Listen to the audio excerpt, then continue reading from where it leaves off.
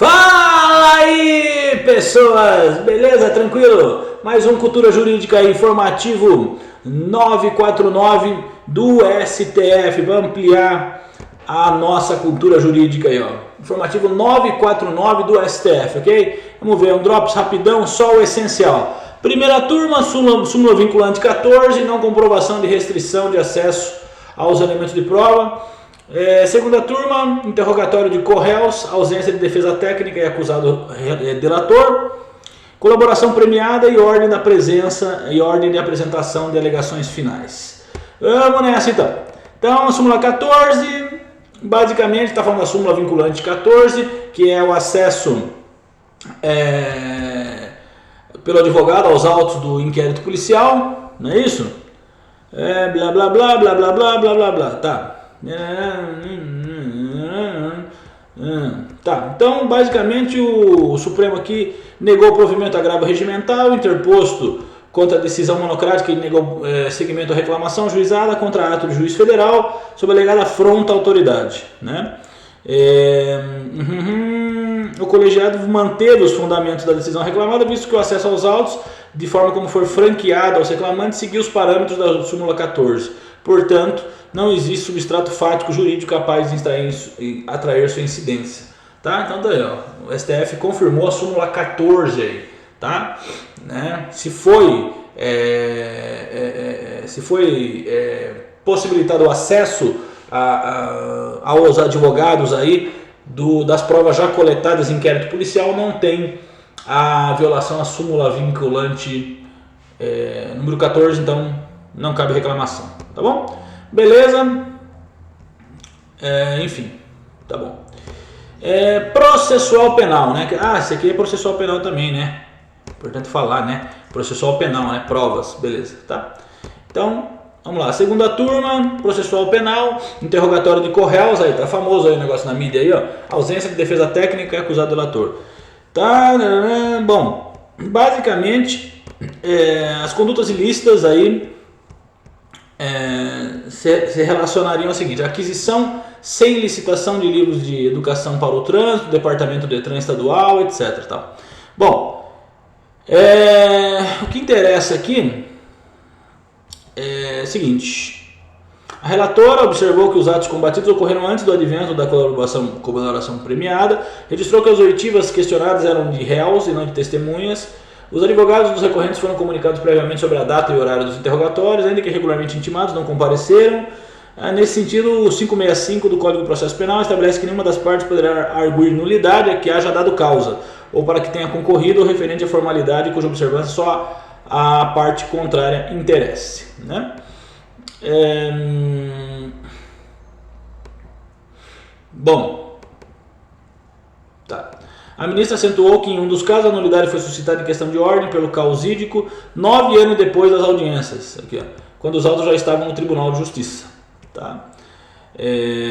Aduziu que o interrogatório do corréu é ato do juiz, que propicia a defesa dos demais denunciados, mera faculdade de participação, né? Enfim.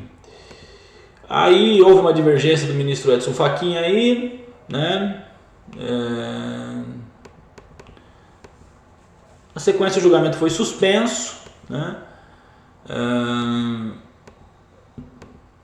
O ministro Lewandowski aí acolheu a questão de ordem do Tribunal de Justiça e decretou a nulidade do processo a partir da audiência de interrogatório do delator, prejudicada a análise do mérito da apelação exclusivamente em relação a determinado réu.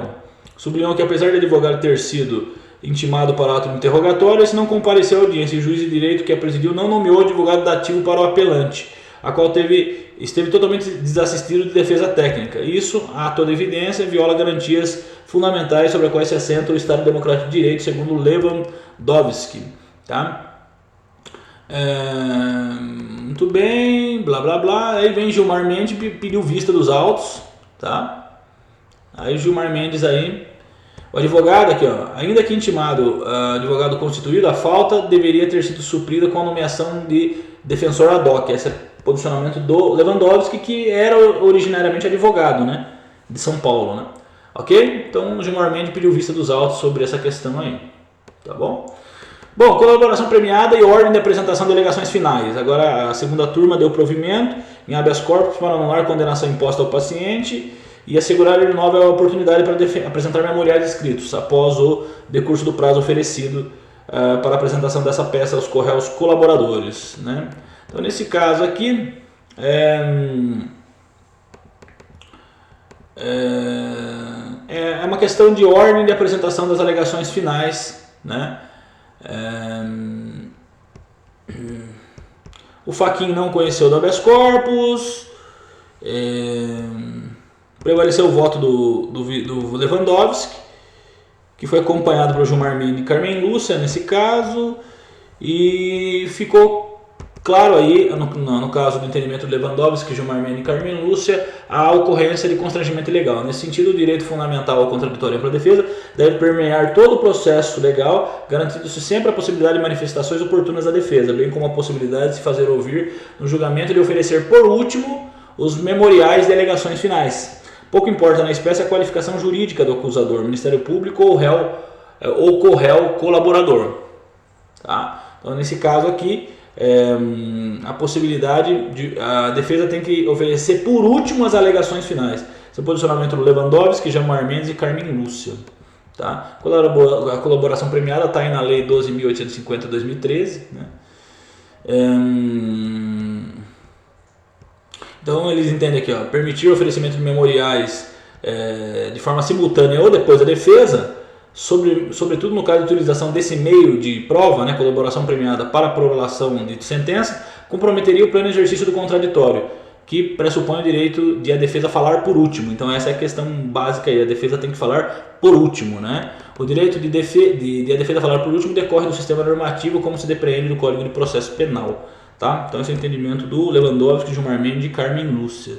Tá? Então o relator aí, que é o Fachin, né, ele ficou vencido, né, que negou o provimento e reputou a colaboração premiada não consubstancia meio de prova, mas meio de obtenção de prova. Sim, as meras eventuais afirmações do agente colaborador em série de alegações finais não são aptas a conferir influência. Então o Fachin, ele indeferiu, ficou vencido, tá? E basicamente aí o Lewandowski, né, e a Carmen Lúcia e o Gilmar Mendes julgaram no sentido de que a defesa sempre fala por último. A defesa tem a palavra, como diria Evandro Lins e Silva, por último, tá? A defesa fala por último em questão de colaboração premiada, portanto também é o posicionamento do Supremo. Valeu, até o próximo informativo. Grande abraço.